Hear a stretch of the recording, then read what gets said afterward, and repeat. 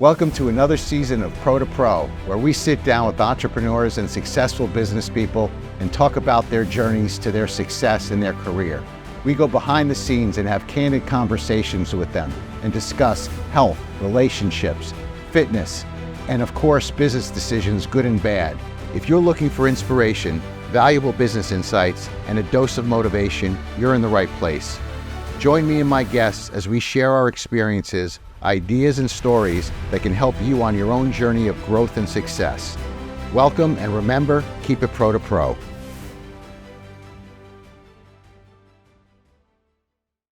Welcome to another edition of Pro-2-Pro, everybody. I am here with Dr. Chelsea Troiano, and I'm really excited to talk with Chelsea because she's very difficult to get on the schedule because she is not necessarily a brand new entrepreneur, but somebody who's got a lot of things going on that we'll get into. Welcome to the show, Chelsea. Thank you so much for the introduction. For sure, there's a lot of things going on in my life, but it's what keeps everything interesting. Oh, yeah, it's great. It's great. Well, I obviously wanted to get you on the show because you have a unique background and you're in a space in your career that's very interesting to a lot of our listeners and viewers and dear to my heart because of Kristen, of course, and the medical and aesthetic world. You are a facial plastic surgeon, correct? Yes. Okay. That's otolaryngology trained, yeah, ear, nose, and throat. And then 5 years of that, of which 0.25% of that is facial plastics. But then I did an extra year of fellowship just to fine tune my skills. So for our listeners and our viewers, what's the distinction between a facial plastic surgeon and just a general plastic surgeon? So great question, because it gets so confusing, just all the different terms out there now. A facial plastic surgeon is otolaryngology trained, like I said, which is ear, nose, and throat. That ENT is the colloquial term for that. And so it's collarbone up. So all of our basic training, which is 5 years of surgical residency after medical school, is all head and neck surgery. And so after that, you can do several other fellowships besides facial plastics like I did to further specialize. But a general body plastic surgeon, there are two routes. You can either be a general surgical resident where you do, all the abdominal, chest wall stuff. You go through all those different types of rotations. And then you would do another fellowship, which I believe is either 2 or 3 years. I didn't go that route. I'm not quite sure if it's changed to become a plastic surgeon. And so they will spend time with whomever their fellowship director is learning the plastic surgical procedures. And sometimes people do face and sometimes they don't. But the second route for if you're not facial plastics like I am is you can do, I forget what they call it. Maybe it's an integrative program. I forget what they call it, but you do just like 2 years or something of general surgery and then do more plastics. It's a more cumulative plastics program than just doing a fellowship after your general surgery residency. So to dumb it down for people like me, a plastic surgeon can work on above the shoulders, of course, and work on the face, but a facial plastic surgeon is exclusive to that area. Yeah, I mean, I spent 5 years intensely training in all of the anatomy of this very, intricate, compressed area of the face and the neck, doing oncologic, cancer resections, work on the salivary glands, work on the vessels, like and the nerves, all of the most important structures, and trauma of the face too, which is massively it's amazing now being in practice myself. And even when I was a fellow, you're an attending physician and teaching other providers what's going on. It's kind of crazy how much for granted I take the knowledge I've just seeped in to my bones, because you doing all the trauma and doing all the cancer resections, you are so intimately aware of the anatomy and the different variations. And so that's what that's facial plastics apart from body plastics. I mean, I could theoretically do body surgery, breast implants, tummy tuck stuff, because I'm a medical doctor, but I stick to my own lane. Well, it's interesting that you bring up your formative years as far as your schooling and your experience, because we get on the podcast, we've had some guests who talk about the lack of real in the trench, schooling and education in real time in their career, whether it be, working for a hospital, working in an ER room, doing something, basically learning about medicine prior to making that leap to aesthetics. And super important. A lot of these, injectors or people who are in this space of medical aesthetics, they see the glamour associated with it. They see the beauty, they see the injecting aspect of it, and they want to do that, but they want to skip steps and sometimes don't recognize that, it is medicine.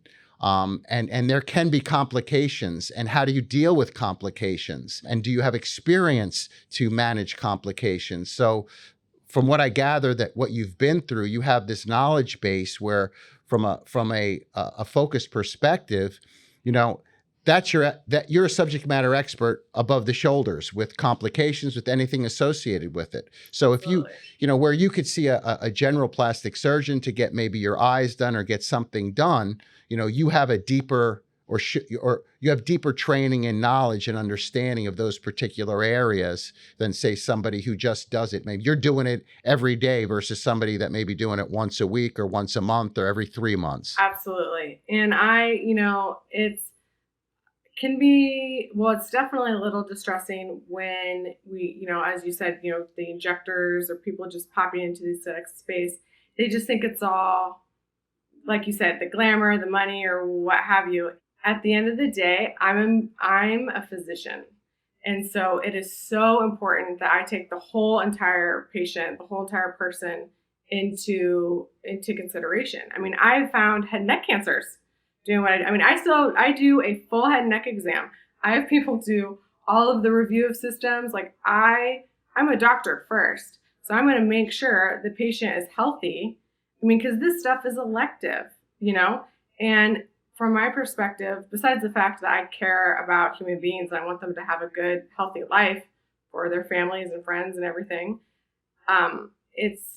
They're not going to heal well if there's something that's underlying eating away at them, like a cancer, let's say. I mean, a lot of that stuff gets missed. I mean, I can't even tell you how many skin cancers I have found. I'm just super thorough, and I'll send them to the dermatologist because I want them to have a Mohs resection, less of this vital tissue excised to get rid of the cancer. And they've been like, no, it's normal, it's fine. It's like, no. So they come back to me, then I'll do an excisional biopsy because their other doctor said no, and they can't get back in for 2 months. And it's cancer. And it's just, and other people who have come to me from other injectors, master injectors or what have you, that it's the same story. And it's just like, it's not about any of the other stuff.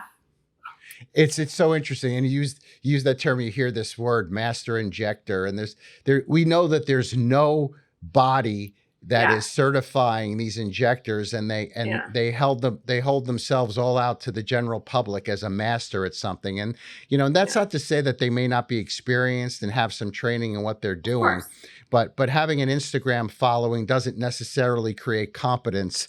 And unfortunately, generally speaking, that's what seems to happen with our population, right? We have people who are on social media platforms and they see somebody has 50, 100,000 followers and see some work that they've done, and they tend to gravitate toward them rather than kind of like peel the onion and really dive deeper into the expertise of that particular individual. Yeah, absolutely. I mean, and that's just, Instagram. I can't even tell you how many of my patients are like, you need to do more, you need to do more. For me, it's just not a priority. I mean, it would be awesome, but it's just like for patients to be able to, that I could reach them so that they could be safe, not go, because like you said, I'm sure some of the master injectors are amazing It doesn't matter what degree you have if you are actually dedicated to what you do and you study, you keep people safe, you have great results. But so many times, like I don't even know how they're getting these photos, and it's like this doesn't make any sense whatsoever. Well, but some I of them just can't probably do it. photoshopped. I just like, oh, I hate it. Oh, I know. I mean, who knows? But it's just not real life. Everyone has a lot of things going on in their lives, and so when they see a story that they love, they want that to be for them, their fairy tale. And so, like you said, they don't look deeply because it takes work, and it's just another decision onto their day when they're already fatigued from all the other things they're making decisions on. So yeah, that's the saddest part of the industry for sure. Having to correct mistakes from people coming from those other types of providers. You're in a space, and I'll get to you like how you got to where you are, but you're in a space that, and correct me if I'm wrong, is it predominantly male, the space that you're in? Oh, for sure, yes. In general, and even in otolaryngology, I don't know what the percentage was, but I want to say 70% male. And then plastics, yes. I mean, I'm the only female. One of the reasons why I chose West Palm Beach was because when I looked at the census data, I was the only female facial plastic surgeon in the area, period. Wow. From Jupiter to West Palm Beach. And then I think that there might be one here now in Boca Raton, but yeah, I was just flabbergasted. So I was like, absolutely, this is where I'm going. That's I want to talk to you about your planning, but with regard to your training and being a female, what were some of the challenges that you had to face as you were going through your training in that space? 100%. I mean, my training program, I went to Boston University. They were amazing. I mean, I can't even tell you how incredible my training was. And it wasn't coming from my program, but I got married my second year of residency. And because I just know that the more cases you do and the more you can study and the more kind of sleepless you can be, the more you learn and the better provider, physician, surgeon I could be for my patients for the rest of my life. I chose not to start a family, And so when the priority is your career and being of the highest quality service to others, you do have to take a personal toll on, my personal life. I decided not to start a family. There were other female physicians in my residency group that did decide to have a family, but it's, that's number one. Number two, I mean, I literally chose the type of birth control that I used so I wouldn't have a monthly period, which is like crazy to me that I thought that way, just learning what I know now about, I'm super passionate about functional medicine, like I said, the whole patient perspective, and that I chose to like stop my normal human body just because I was so dedicated, So there were sacrifices. Because I can't scrub out of a microvascular surgery to like go, take care of my menstruation, so those are the two biggest for sure. So obviously sacrifices. Was there any naysayers or people who tried to tell you don't do it, or you're going to fail, or why are you going in this field? And oh yeah, in medical school, I would go up to the professors, especially the one that was teaching us our ENT section, and I was like, I want to go into otolaryngology, and they were like, well, you need this score, well, you need that score. They all thought that, I don't know if it was because I was a female or because I like to wear eye mascara. I don't know, that they felt like I wasn't serious, even though I was the top most performing student. And, oh, you don't need to work that hard. You don't want to work that hard. My whole life has really been that way. And I was so is it the idea of, and I see this on the internet and on social media platforms, that if you're a good-looking individual and you're a female, that there's this presumption that you're going to get what you want by flashing your eyelashes, or by just being pretty, and you'll get to different places, or or why do you want to attain something that really requires a lot of work where you may be able to do something else just because of your predisposition, that, God's gifts are the way you take care of yourself? I mean, did you feel that there was those type of things going on? Oh yeah. Because it's a little bit longer of a story of why I even decided otolaryngology instead of plastics. Even when I was in plastics, they were like, oh, you're going into facial plastics. So why would they, I'm not taking any of the other stuff seriously. That was always the presumption, because I was pretty. Of course I was going to go into plastics. So I don't care about anything else. So constantly having to prove myself, Yeah. Do better than do everybody. More. Always had to do more. Always. And had to do it the best. Absolutely immaculate is what I had to do, until finally everybody realized, oh, she's serious. But everything happens for a reason. It taught me I can dig and I can hustle, and I love to prove people wrong. Well, I think that as we talk about, some of the other things that you've been through recently, you developed a strong moxie to deal with those things. And it sounds to me that you went through that for a reason. It sounds to me like what ended up happening was that you did your due diligence to figure out where you wanted to actually practice. You were going to school in Boston at the time? Yes, yeah. You elected Palm Beach, which is a beautiful place. Obviously, we know that. Was it predicated predominantly on the fact that this is where I want to operate and have my career and be with my family? Or, what factors played into it for you? I was deciding between Beverly Hills and Palm Beach. And for me, we've had a family home in Highland Beach forever. My grandfather purchased property here when, before Highland Beach was Highland Beach, or South Florida was South Florida. So, and I always loved coming here. And I would always get made fun of that. I would always tell people, yeah, I'm going to go to Florida. And it was like, oh, you love old people. I'm like, I do love old people. And I got the same, but I got the same thing. When I moved down from Jersey, they were like, why are you going to Florida? That's where people retire. You know? I'm like, are you kidding me? The cold and me, do not mix. Absolutely not. Yeah. So I love the climate. I love the people. And, so when I was looking at properties, I just saw, it's just so densely populated in Beverly Hills, and there's a lot of good surgeons there. And then I came here and looked around and saw ooh, these people need some help. And again, I looked at the data. So I looked at the U.S. News World Report, I believe, which, will, all the physicians are listed and where they're located, where the practices are, and what their specialties are.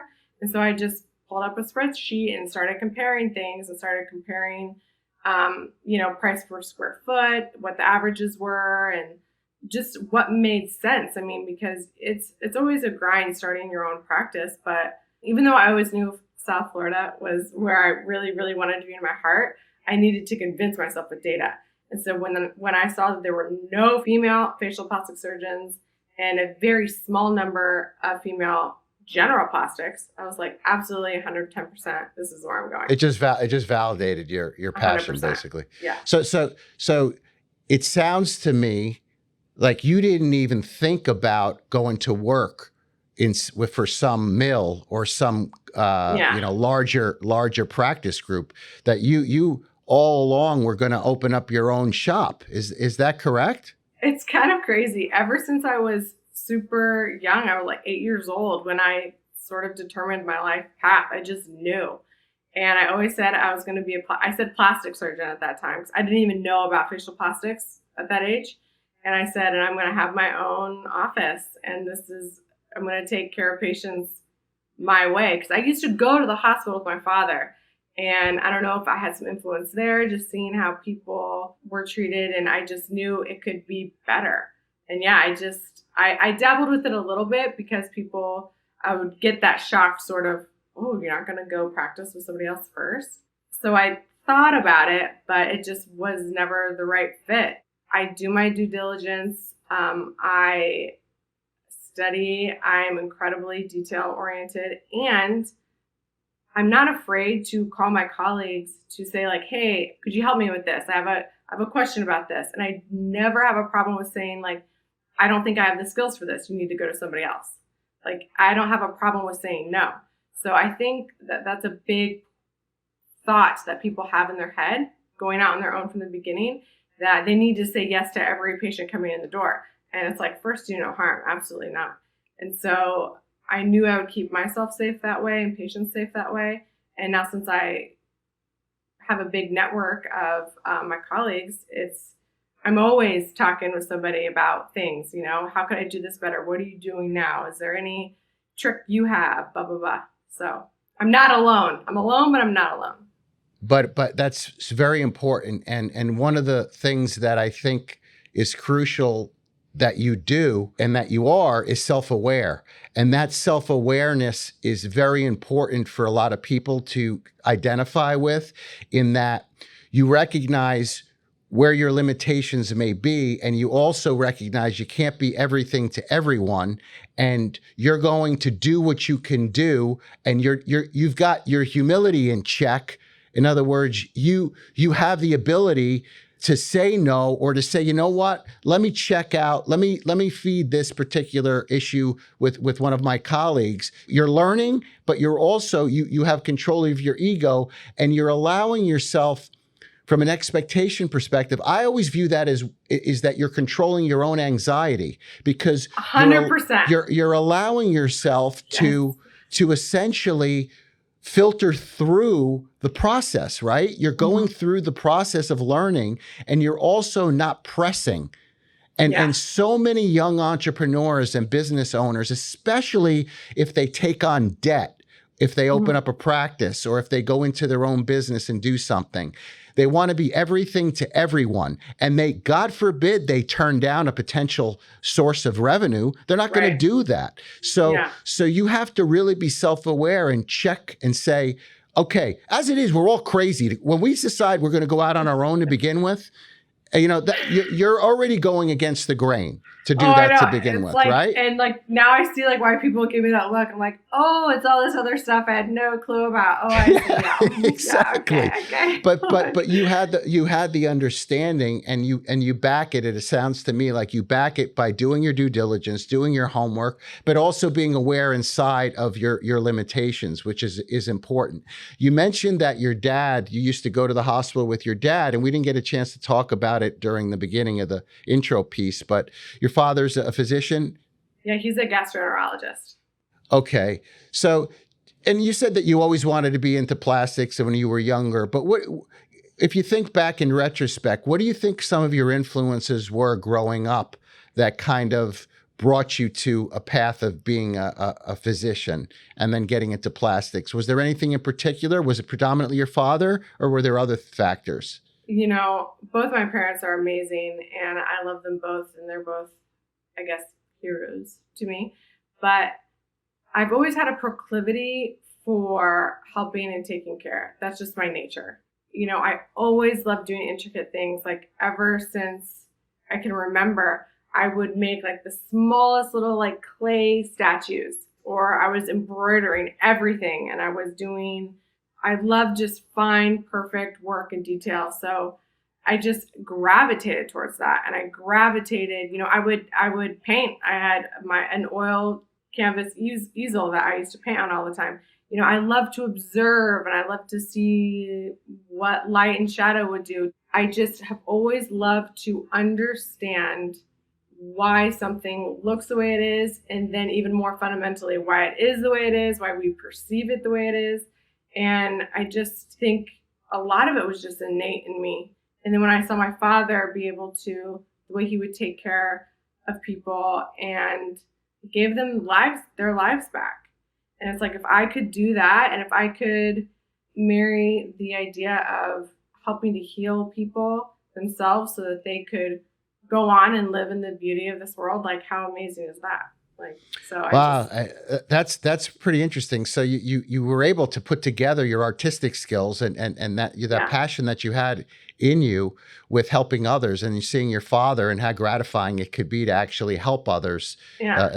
And then I was good at science, at chemistry, but it was like, but also that was like art, like building all the structures, all of the doing, all the chemical reactions. And I would have like my little kit and I would build them all. And it all came together. It's all the same to me. It's just were you a nerdy kid growing up? Were you very booky or 100%? Well, sort of yes and no. Only about things I cared about. I was, like I said, I had like my modeling kits, and I would just sit in my room and I would model them all the time and just see and to learn about. I don't know. I don't even know why I loved it so much, but I just did. I love symmetry. I just love the way our macro life mirrors the micro life. And maybe it was a form of early meditation for me, who knows? But yeah, science I always loved. And the other things like English, I also liked English too. I guess I was probably all around. So yeah, sounds to me like you just enjoyed school in general. Yeah. When you think about it. It was a little easy though. And so, but cause I knew how to take a test, because it was funny because I would like understand the teacher and I'm like, what do they want me to answer here? Like I feel like I learned how to like take a test early. Yeah, which is interesting. So fast forward, you decide to land in Palm Beach. You're married. I know that you recently had a child, which is congratulations, by the way. Thank you. Well, 3 years now, but still. Well, yeah, but still. You're almost done with the build out of your building, right? That you found and you built out, which has been a work. And I know that there's a lot of things that you went through in order to get to where you are. This is the whole entrepreneur crazy person thing. Yeah. And you did a lot of things by yourself, and you had some challenges that you dealt with that I want to talk to you a little bit about. And especially in light of the fact that you made a unique journey. You skipped this concept of going to work for somebody else, which I kind of view as a safe way to go. And you really had support. It sounds to me you have very supportive parents. You have a supportive husband who's there for you to allow you to blossom and grow and follow your passion. But following one's passion esoterically sounds so good. Okay, that's great. This is what we're going to do. Big deal. But there's a lot of behind the scenes things that happen in order to get that done. So tell me a little bit about the journey. Tell me about, okay, you plant the seed. We're going to be in Palm Beach. I got to find a piece of property. I have to crunch numbers. Now I have to hire a contractor. And you shared with me some stories about that. Tell me a little bit about that and tell our listeners and viewers. Talk about synchronicities, and just like following your passion is so, so important, but realizing that the small tasks, as you were describing, don't really ignite that passion sometimes, but you can still do them passionately. And when I did my initial spreadsheet looking at land, it was just clear that if I wanted to even eat the food I wanted to eat, Palm Beach was the place to go, besides the fact people needed help here. So did that. Then COVID hit. So, oh my gosh. So I prepared this is my fellowship year. I prepared my whole business plan, working so diligently on it, which is actually what helped me in that data gathering step. Just being super thorough with all of those numbers I wanted to supply to the bank. Let me interrupt you, because people are going to be listening and watching. They're going to go, business plan? How did she know to even set up a business plan? What was she going to do with a business plan? What do you put in a business plan? Right? Well, in college, so again, knowing from a very young age, for some reason, that I was going to start my own business, I majored in chemistry and business management from the College School of Business there at you Indiana go. University. Okay. So I learned a lot of those things there. So I was at least, though not an expert, at least those words were percolating in like my vernacular. And I knew I have to know, I need direction, right? I don't have anybody else in my family that started their own business. So I don't have anyone really to counsel me. And so I needed to figure it out. And it was a lot of reading, buying books, reading online. But then I actually pulled out some of my old binders from college to get an outline for a business plan of how I should create it. Because I wanted to come to a bank, because I was initially going to ask for money from a bank. I wanted to be serious to them, right? Because they're probably thinking the same thing. Like, this girl just came out. Like, why why should I bet on her? So I wanted to prove, again, sort of how I'm always trying to prove myself, that I was a sure bet, like they would be so lucky to take me on. That's what my end result I wanted it to be. So I'm making the business plan, and then nobody's calling me back. Well, I got the initial phone calls, right? It was like, oh, we'd be so happy to meet with you. Let's do this and that. We'll schedule these preliminary meetings. And then the lockdown happened and nobody was calling me back. And I was totally freaking out. So this was, you put together the business plan, and then you were soliciting different financial institutions to try to raise some money. Yes. And this was right during COVID. It was like I started my solicitation of them right before the lockdown. Yeah. And so then, so during the middle of COVID, everyone was so afraid. There was so much fear. Oh, yeah. I was getting nothing. Oh, yeah. And I was like, what am I going to do? We already decided that I was going to start my own practice. I said no to so many people, right? Yeah. Trying to get me to work for them. And so I burned all these bridges. Like, what am I going to do? And then one of my closest friends from residency, who was a urologist, was in fellowship with another physician in very, very close to where my building is now. And she was like, he just built out this place. Same sort of deal, right? Like they were going to open and expand up here. They just finished their renovation, but now they're scaling back because of the pandemic. And so he's looking for somebody to rent. And I was like, oh my gosh, this is so amazing. So then it fell in my lap, and the deal was incredible because they were looking for somebody to occupy their space so they could at least cover their expenses, which meant I didn't need any external funding. So it all worked out that way. So you essentially were able to walk into an existing medical practice and bring your new business to an existing facility. Yes. And so, exactly. And so it was all done. It was brand new and beautifully built out and suited my needs perfectly. And I was just like, this is awesome. That's great. And so then how did you go about getting business? So you're coming in there, you're a newbie. So how did business start to come in? So part of the business plan was like, people need to know I'm here, right? They can't come to me if they don't know I'm here. So again, just asking other people, my mentors in the field, other fellows that came through my program, reaching out to them and saying, who do you use for this and that? Like, what should I be thinking about? And I would just ask them if I could just talk to them. And so got a bunch of really good advice from them in that process. So I needed a marketer and I needed a website. So I did that. And then I did a few little ads in the beginning, and then I did good work. It was all word of mouth from there because I didn't want to overextend myself with my fixed costs and hiring a bunch of people and doing all the things that I see everybody else do, with all the machines and the gizmos and gadgets. I just was focused on doing good surgery, good injectables, giving people honest feedback and just helping them with their whole self.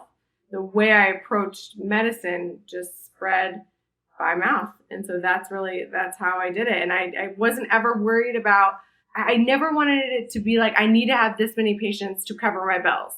So even though I wasn't offering what the general facial plastic or general plastic surgeon would be able to offer, like I said, like all the lasers and everything, I never wanted to have fear and anxiety, which would then impact the way I was able to approach my patient.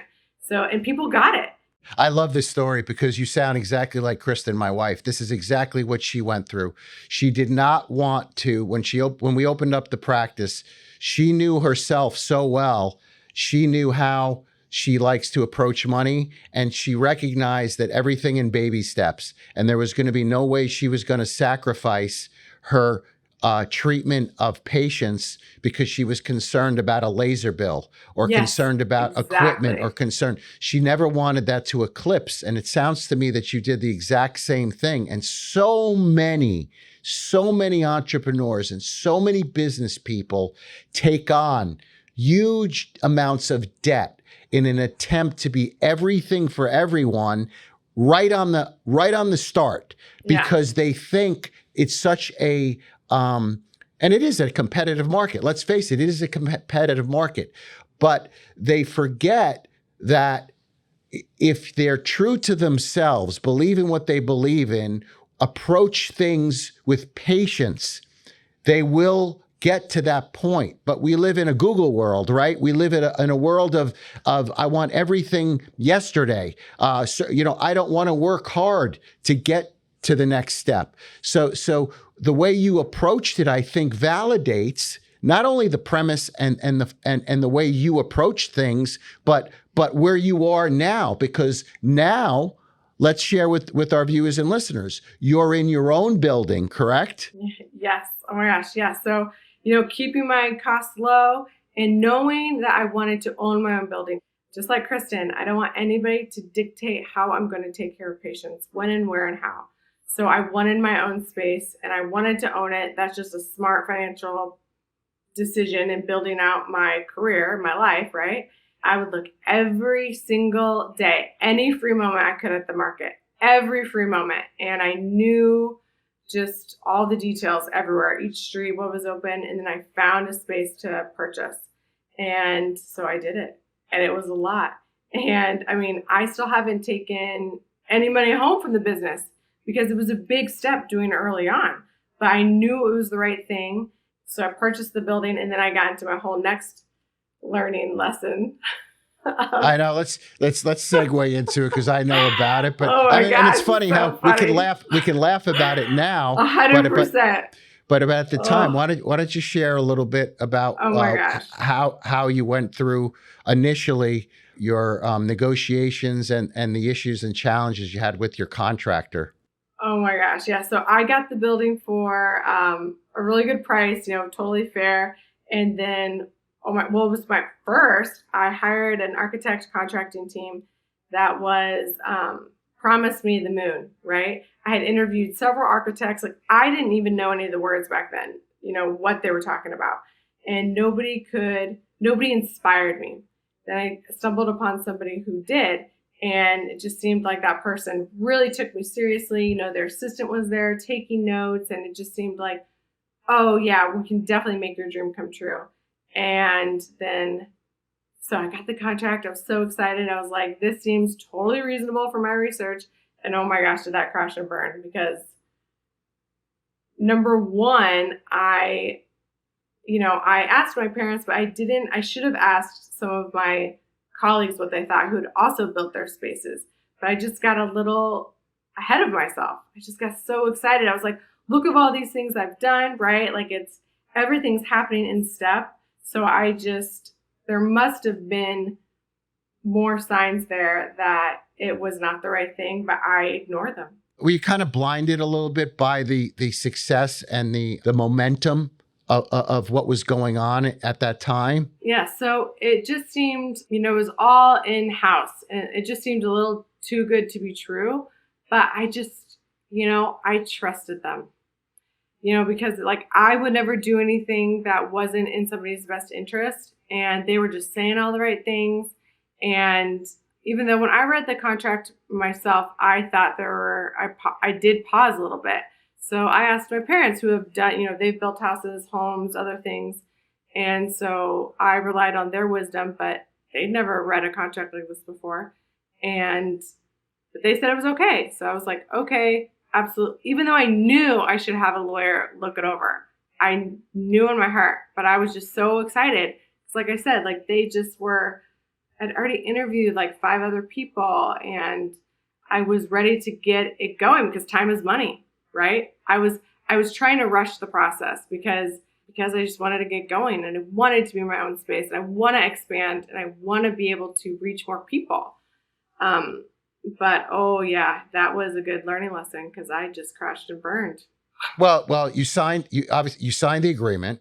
Yeah. You didn't have what I talk about all the time is surrounding yourself with subject matter experts in other areas, whether it be Yes. in accounting and finance, legal, whoever it may be. And a lot of our guests share these type of stories. I had a brain surgeon on recently who talked about when he first started and went out, he and his partner signed away a bunch of contracts, and it bit them on later on. They shouldn't have signed them. They didn't have a lawyer look at them. Now he has lawyers Yeah. looking at things. I had another guest who signed away her life for a laser, and didn't read the fine print and listened to what the laser guy said about it, and that wasn't the case orally, and lost Yeah. it. So you don't have to get into specifics, but I know that you ended up involved in litigation as a result of this issue.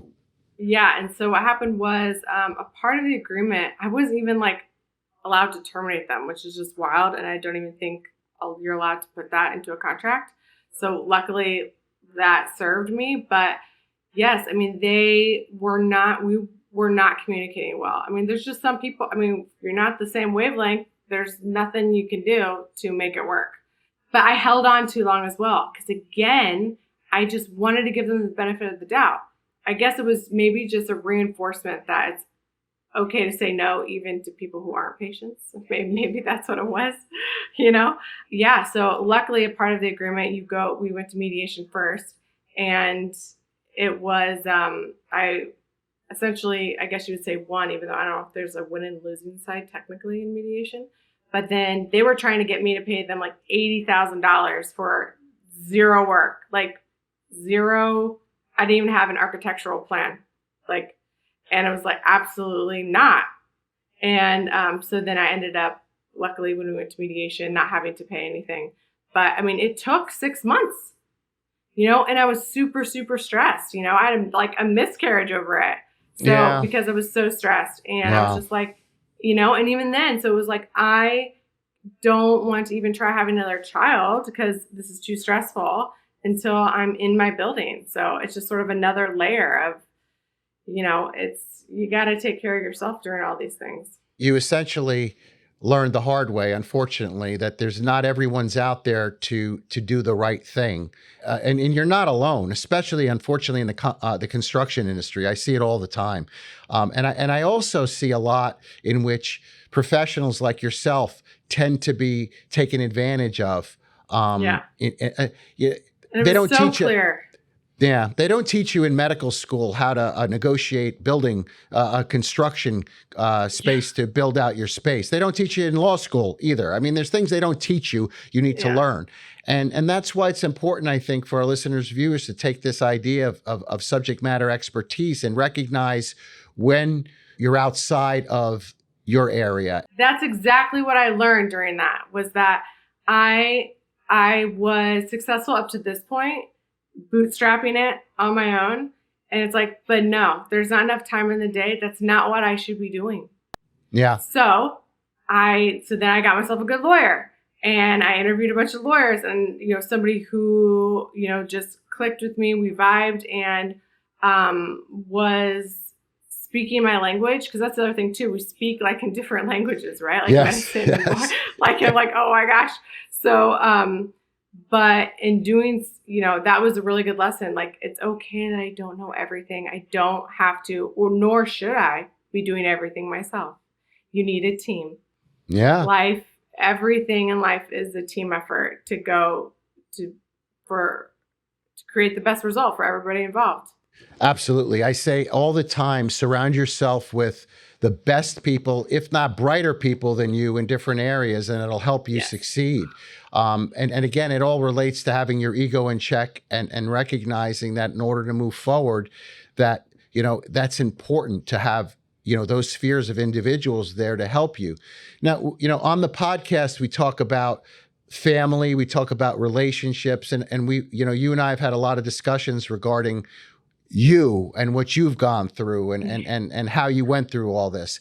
How were you able to juggle, for lack of a better word, the relationship with your husband during this roller coaster of life?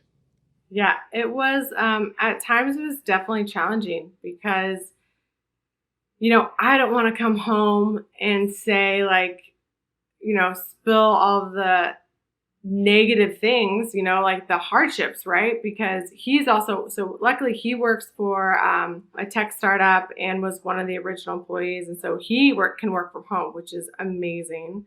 So, but yeah, it was just, it's hard because, he's here with the dogs and with we have a nanny, but him understanding that I just need time to decompress, shake the day off before I can be like my happy, bubbly self, And so that was a change. And a few times it was just like, who are you? And I'm like, I don't even know, But what I do know is that, so patience is just so important.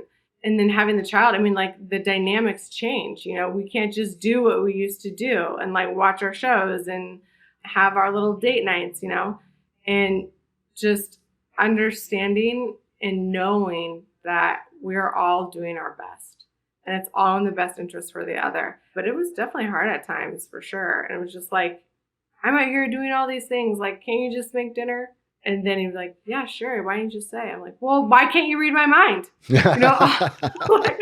All of these things. It's like, yeah. So it just takes, but the evolution of self is incredible. And to be able to do what I love, and he's just so supportive. And if I was supposed to be done at 5 but I added somebody on because somebody wanted to bring their sister in. And so I'm not home till 7. It's like, well, I can't do this. Can you come up with what we're doing for dinner? So I have to change the plan. He's just like, yeah, of course. So, but it took us a while to get there because he didn't understand why I wasn't my normal self. And it's like, but because I'm evolving. And so we came to that and just talking, having discussions. And that was you're hitting at all the little nuances of a healthy relationship, and the fact that, relationships in general are work, period. But part of the what I believe to be so special about relationships like you have with your husband and I have with my wife is that when things are moving, and even during conflicts or whatever we're dealing with, there's always respect, and there's always an underlying open communication to allow each other to be themselves during the process, and allowing each other to evolve and grow through the process. Because he's in a high stress job. He balances it the way he balances it. He's watching you, and men, we have a tendency, we want to protect. We want to solve. We also want to solve. We want to, you tell us something, if you're hurting or something's bothering you, we look to a solution. We don't necessarily recognize that, no, you just want to vent and you just want to be able to allow this. We literally had that conversation. I just need to talk. Just talk. We don't need a solution. And you don't even have to listen. Just pretend you are. But that takes open communication, confidence in the relationship to be able to feel comfortable to be who you are and be open and intimate with who you are as a human being, so that the vulnerabilities are also being shared. Because what happens is there's a tendency to guard and protect what we sometimes perceive as the weakness in ourselves. And we don't necessarily want to share that, because some people say, well, no, you're the man, you're supposed to have it all. You don't want to, you don't want your spouse, your wife to think you're weak. I think that's a cop-out. I think that, there's nothing wrong. We're all human beings. And to create you're not crying the blues over everything that happens, but to create a sense of connection, a stronger sense of connection. And this happens with little events, good and bad, right? Where you develop I think you develop even more strength to go through things going forward. So I love that story because it's life, right? Yeah. It's essentially. Well, and I learned it's this and that. It's not this or that. Exactly.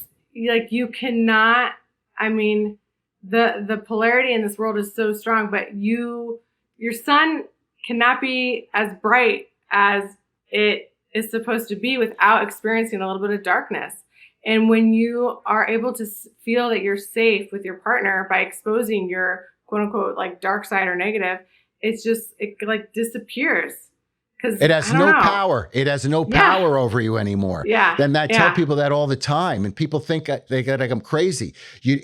Once you open up that, and obviously you're in a safe place, and that took time to develop. It took occurrences that occur in a relationship, but it elevates you to be able to do the things that you do when you know you have a supportive spouse. Some people don't even recognize they're fighting two battles, right? They're fighting the battle of their career. They come home and they're fighting a battle with their spouse for whatever reason. And you're fortunate enough to recognize that. So that's part of it, obviously, to help you move forward. How about, you're young, and for me, I talk a lot about this. When you're an entrepreneur, and just like you said, when you were in school, you sacrifice certain health decisions in order to move forward in your career.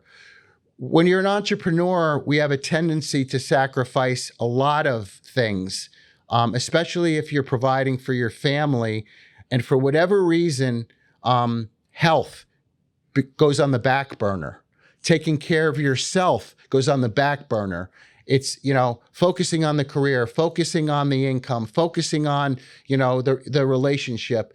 But for whatever reason, you end up playing catch up later in life. Have you had any of those type of thoughts or challenges as you've progressed? Oh, yeah. I mean, besides being on birth control, and I was, after learning, really diving into the research myself and seeing how, in my opinion, it's not good to suppress our hormones for our whole reproductive lives. But after I had Dashel, I, like, my hair, like, everyone's hair, like, falls out, but I had lost weight, but then I was, like, gaining weight, and it was just, none of it made sense at all. And it was just because like I wasn't eating, and I wasn't eating the diet I was used to, because I love broccoli rabe, we call it rapini, and a lot of dark leafy greens. And, I was trying to I was like trying not veganism, but being a vegetarian a little bit, but it just wasn't working. And even my husband too, because we're both so busy, we were just trying to simplify meal making. But it just wasn't working at all. So that is what started my whole dive into functional medicine. Like, what's going on with my body? How come it's not doing what it's supposed to do? But I had burned both ends of the candle for years, right? I mean, let's see here, at least 12, 15 years. So, and then after having a child, it sucks all the nutrients out of your body. And nobody told me that. Like, nobody told me that, but I could feel it. And so I was struggling for probably like a year and a half total of this feeling of like, oh, I'll just get back to normal. Oh, I'll just get back to normal. I can still do what I did before, not take care of myself, and like I'll still always come out in the end, until I realized like this is not working. And so really got serious about my health, which is what I preach, right? So I was like, what am I doing? Well, it's the classic example of the cobbler whose children don't have shoes, right? It's like exactly. You preach it to everybody else, but at the detriment of yourself. And so sort of at the same time as when I learned the lesson that I need to bring experts in, right? My circle of like experts. So because I was like, I don't have time.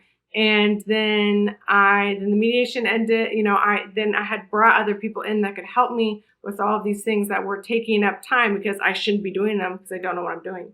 So then I was able to focus on my own health and the data I needed in my, continued education, which was helping me, and now my patients. So it's really beautiful how all that has happened. So was it kind of like you hit a rock bottom, you think, that at least if you were to kind of gauge where you were, like a little mini burnout with regard to the mediation, the issues with the building, the build out, your health, the baby, all these things are coming at you. And then it's like, okay, now I got to take a little bit more control over me personally as well. Absolutely. So was it a Absolutely. discussion that you had with your husband that you both decided to do things, or did you just like, were you the influential one? How did that develop? Well, I'm definitely more of the generator when it comes to ideas of of doing stuff. But Taylor, my husband's name is Taylor. He was I think I said it before, but he was just like, you're not being you. You are just too frazzled, like what's going on? Like, do you need to go on a spa vacation or something? And because I've handled so many things in my life, but just because I have before doesn't mean I need to continue. And so he kind of was like, stop sign, just slow down. It's okay. Like, I will help with the baby. I will help with the home. I'll take more of the stuff off your plate. Like, you need to figure out how all this is going to work, if any of it's going to work. Right? Yeah. So I think it was really him who just held up the mirror so I could say like, oh yeah, you're right. And then him having the space that I could show myself grace, that I don't have to do everything. And then on the other side was just more abundance for everyone, And it's sometimes you need that. You need someone to put on the brakes for you. So what did you end up doing? You changed your diet a little bit. You went back to eating meat and things like that, and watching. Yeah. And I did. So I started taking. Well, then I learned all about the supplement industry and how so many of them can be like where they're sourced from. So they can have all these heavy metals and allergens, all these things. Because that's what I was noticing. I was starting to see some allergy-like symptoms, which I've never had before. It was just like wild. I was like, who am I? But I found this company that supplies spirulina and chlorella where their product is air dried. So all the proteins stay intact. So it actually still functions and does what you want it to do. And there's no gelatin capsule because I have a little bit of allergy to some of the ingredients that some companies will use in there.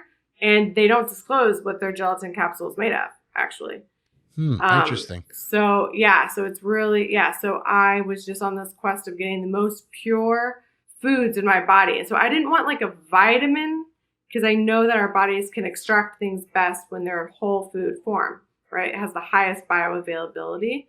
And so that's what I sought out. So I super clean, third-party tested for heavy metals, herbicides, pesticides, potency, with no gelatin capsule. And when I started taking that, it was that and some glutathione, which is the biggest thing that our body uses to clean itself. Yes. And it just was like a freaking switch. Literally night and day. Like my hair started growing back. My eyelashes were even like so short. I mean, these are like my natural. I mean, I would wake up refreshed, and then I was like, this stuff is gold. So then I started making these little, I don't know what you call them, but I cooked down like arugula and all these goodies and butter and olive oil, and I put some in for my child. So when we make him like rice or pasta, we put one of those little things in there, so he's getting it, and he's like, over the 100th percentile. So. It's interesting how it's very interesting, this discussion, because Kristen's evolved the practice into more of a functional medicine. It's not only not only the external beauty, it's the internal beauty that we need to take care of. And I believe part of the change for her was both of us when we said enough, we don't really drink. We used to drink red wine. It used to be part of, occasionally we'll have a glass of champagne here or there, but we don't drink like we used to. And when we were social drinkers, but I was like a wine geek. I used to love, learning about different wines, and we've been to Napa and we've been to Italy. So we've done those things. When we made a decision, and it wasn't like this like nothing happened event-wise to cause no drama. We just decided, you know what? I think we'll just take a little bit of a break. And that break turned into 1 week, 2 weeks, 3 weeks, 4 weeks. And we started to feel better about ourselves. You don't know how bad you feel until you feel better. Until you start feeling better, and then it feeds on itself. I tell people all the time, they look at me like crazy. He goes, you look great. What's going on? You're almost 60 years old. What's happening? I go, well, God bless my wife. She takes care of me. I said, But, I had to tell you guys, I get up early in the morning. I'm looking forward to getting up early. I don't have those aches and pains. Yes, I work out and train religiously. I watch my diet. I'm not into fried foods. I do take peptides. I'm on certain protocols for different Mm-hmm. things, but I'm taking care of myself internally. I don't eat junk. I watch what Yeah. I eat, and I feel great. And that feeling that you move away from that fog that we've all Yes. gone through, that we use alcohol as this like reward mechanism for whatever Yeah. reason, and we know that it provides the opposite effect. That, Mm-hmm. well, you may feel giddy for a little while, then it's diminishing returns, right? And then, Absolutely. and then the next day. So that was part of it for me. And when Kristen started to introduce that into her practice and build it out, and then you make the deeper dive, like you're saying, you make the deeper dive with patients. And then, so it's more collaborative. But I am noticing with my clients and in this space that you're all in, that there seems to be providers that are starting to move a little bit more in that direction as well as a complement to their practice. Do you notice that in your industry? Well, so a lot of my colleagues I speak to, routinely, daily, we talk about different things. Absolutely. People are starting to, when I went into residency, it was 2014. I can remember there were like functional medicine spots that weren't filled. And I was like, oh my God, I would die if I was a functional medicine doctor. And I'm like, this stuff is so amazing. Like, it's totally like actually like my core. You like help heal people. And yeah, so people are seeing it because you read the papers, they're from good institutions, they're peer reviewed, they're just not like widely talked about. And then you try it yourself and you're like, oh yeah, like my skin does look amazing. Oh yeah, my patient's incisions are like healing faster at a 2-week rate faster. The swelling is so much better. The bruising's like nearly minimal, And so it's definitely coming into that. And then I think because we're getting back to basics of let's give the body what it needs to do to be its best, also keeping the aesthetics in what's a natural aesthetic for the body and not being so, I think, the pendulum always swings. And I think even the aesthetic part of, I guess we're getting functional aesthetics back, which is great. It's totally my vibe.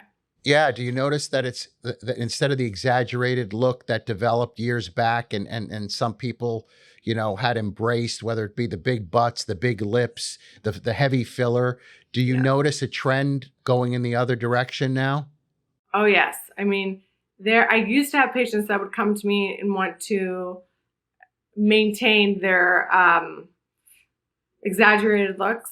And I'd be like, absolutely no way, I'm not touching you. Like, no, I don't want my name up. Like, that's not normal. And I don't think that, no, just because you'll pay me whatever for this, I'm not doing it. Like, no, it's not good. And now people are coming to me because they're realizing that they don't look normal anymore. They're finally like, for whatever reason, waking up and looking in the mirror and saying like, I don't look like me. And like, why did I think this looked good? And there is a lot of shame in that sometimes. It's like, I can't believe I've been walking around like this forever, blah, blah, blah. And I'm like, listen, we're here now and let's get you back to feeling your best, and so we'll review their whole life, like what they're doing. And I may suggest to cut back on the alcohol, you said, and make sure they're improving the quality of the foods that they eat, no, as much as possible, no highly processed foods like at all. I just think I know that they're the worst for our bodies, for our brain chemistry. And then we start removing all the bad stuff, whether it be manual removal of filler during surgery or dissolution with hyaluronidase, something we inject that can help remove filler. And we take it slow. It's not an overnight thing, because I think that's what people are realizing, like that nothing is instant. Whatever is not ideal. And you don't get the best result that way, even if it's instant. So it's nice. Yeah. It sounds to me like you have more of a holistic approach to your patients. Oh yeah, 100%. I always have. And sort of why I knew I needed to be, when I was even in medical school and in my training and learning from all of my mentors, I always had this bent for whatever reason. And I always knew that even I couldn't say yes to somebody else because that's not how I want to treat the patient. Not that it's wrong, it's standard of care. They're excellent surgeons, providers, what have you, but I want to do everything else. And, they would dictate how I would practice medicine. I was like, absolutely not. Can do. I can't sacrifice myself. Let me go to one. I've had you on for a long time, and I really appreciate you taking the time on this. No, this is a lot of fun.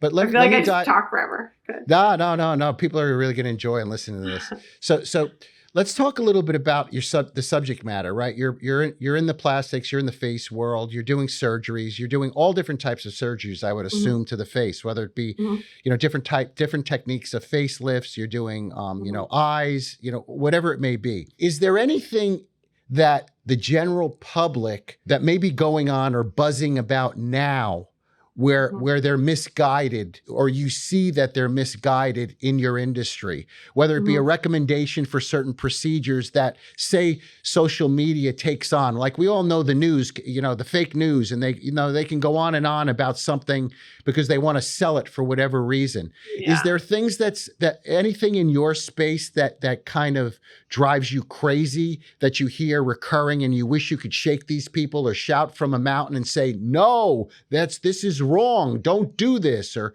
anything like that you could think of? I would say threads and facelifts. So people trying to equate like the threads to a facelift. And so talk about that for us. So, everybody has their own toolbox, right? And if somebody's not a surgeon and they're trying to help their patient with, skin laxity, sagging, wrinkles, what have you, loss of volume, they can't operate. So these companies have come out with these threads, which basically are a dissolvable molecule, and they say your body eats it away and replaces it with collagen. It's like, hold on a second. It can't, and some people it doesn't dissolve, but when it does dissolve, yes, you'll have some collagen there, but it's scar. It's just balls of collagen wrapped in scar. It's not like the collagen you're born with. So there's a lot of misrepresentation of what these biostimulators are doing and these other sort of things are doing. Now, it's not wrong to use them. If somebody wants to look amazing for a wedding, if they really need a facelift, but it's happening next month, they don't have time to heal from it. So yeah, do the threads, you'll get some lifting, it'll work for you. But it's just the context that these things are sold to patients in. And I don't think that there's malice intent. I don't think people are out there to get people, but I think that the stories that companies tell the providers who then have, dispense the products are enticing, and they want to be able to help people, and people may be scared of surgery. There's so many different things, a reason why somebody would choose like a thread over a surgery, but it's not painless. And it looks really freaky. And I've even had to do a facelift on somebody after the fact to get it to dissolve because it was too superficial. So there's just, so many problems with it. And then the way people brand their facelifts, it's like, even my own marketing team was like, what's your facelift called? I'm like, a deep plane facelift. I'm not gonna and no shade to anybody who names it. Maybe one day I will, so that people will know if they say that they came to me for their surgery. And so that's just another way of keeping people safe because they know it'll be the right thing. But yeah, it's so confusing. So people don't know. And it's just but they said it would be this, that, and the other thing. I'm like, listen. And then I've had people who have gone to patients who have converted to me from other providers around town that they promised them, 5 years for their facelift or whatever, and that they wouldn't look pulled, and that's exactly what they got.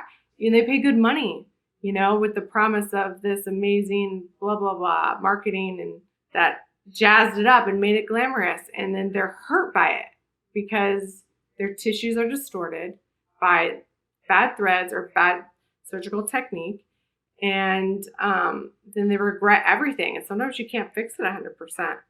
That's what drives me crazy, is that it's so hard for patients to know, to find the truth in everything that they are consuming on social media. And it's just, it's unfortunate. That's sort of why I don't do any of it, because I don't want to be a part of that.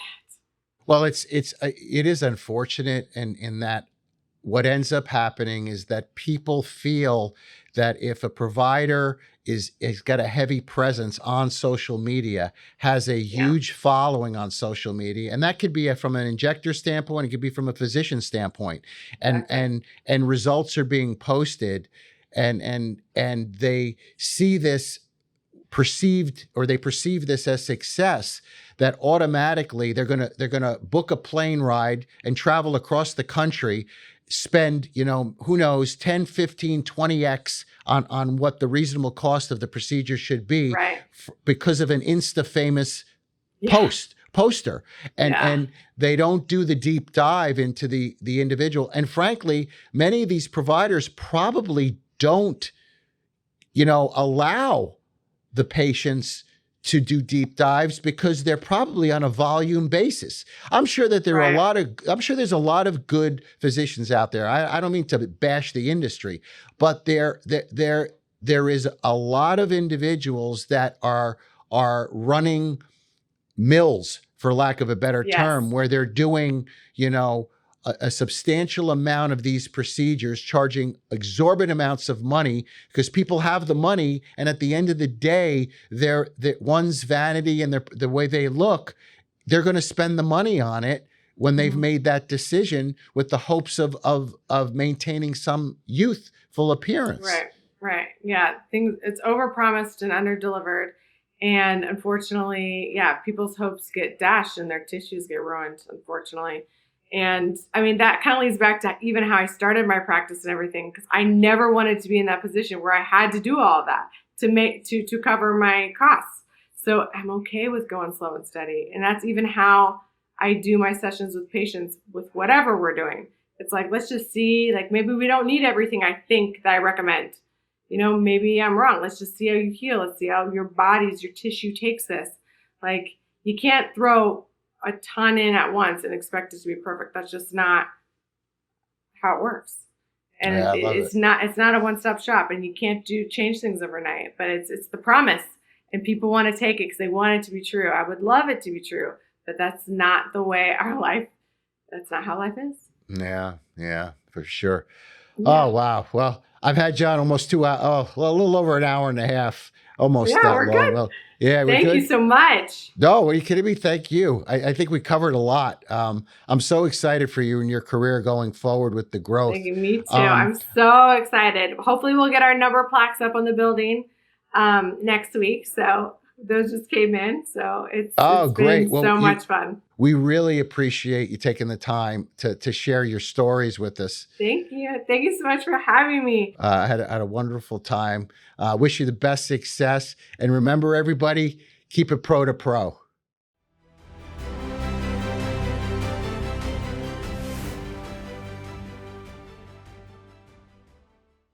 That's all for today's episode of Pro-to-Pro. I hope you enjoyed hearing from our guests and gained some valuable insights into the world of entrepreneurship. Like and subscribe to stay up to date with the latest episodes, and don't forget to follow us on social media. Thanks for watching and listening, and remember to keep it pro-to-pro.